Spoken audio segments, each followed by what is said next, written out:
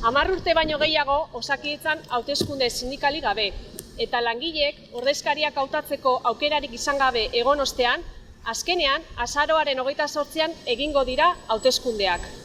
Osakidetzaren egoera jasanezina da. Langile eskazia eta lan-kargak onartezinak dira. Osakidetzako zuzendaritzaren gorreriak frustrazioa, motivazio falta eta nekea eragin ditu. Eta horrek, bai langileen eta baita herritarren osasuna ere arriskuan jartzen ditu. Herritarrak zaintzeko egiten dugu lan. Osakidetza zuzentzen dutenek gu zaintzea ahazten duten bitartean. Eta hori jasanezina da. Premiazkoa da aldatzea.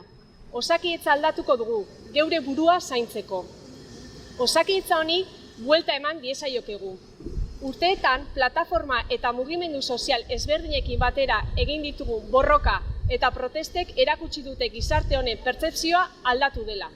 Jendarteak kalitatezko osasun zerbitzu publikoa eskatzen duela. Eta hala jakinarazi dio EAJ-ari azken hauteskundeetan. Bere kudeaketa tamalgarriagatik faktura garrantzitsua pasatuz. Mobilizazioak funtsezkoak dira gure lan baldintzak eta herritarrei ematen zaien zerbitzua erabakitzen diren edozein negoziazio mahaitan esertzeko orduan. Azken urteetan, ESEKak gauza handiak egin ditu. Epe gardenagoak lortu, urdulizen privatizazioa gelditu, karrera profesionala kobratu edo langileen segurtasuna hobetu, besteak beste. ESEKako langileok plantilla osoaren ahotsa eta aldarrikapenak aurrera eramateko aurkezten gara. Edozein dela ere bere kategoria. Kategoria bakoitzeko arazoak langile guztiei eragiten dien arazo orokorraren ondorio baitira. Osasun sistema publiko bat defendatzeko borondate politiko falta. Azken 10 urteotan egindako lan handiaren ostean, ESEKan afiliazioan hasten jarraitzen dugu. Hauteskunde hauetan gure presentzia handituko dugu.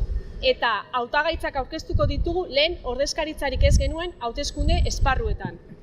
ESEKatik Osakidetzako langile eskatzen diegu Osakidetzan aldaketak defendatzeko aukera eman diezagutela. Gure lan baldintzak hobetzeko, empatiatik, koherentziatik, etikatik eta irmotasunetik abiatutako aldaketak. ESEKaren eskutik. Osakidetza aldatuko dugu, geure burua zaintzeko.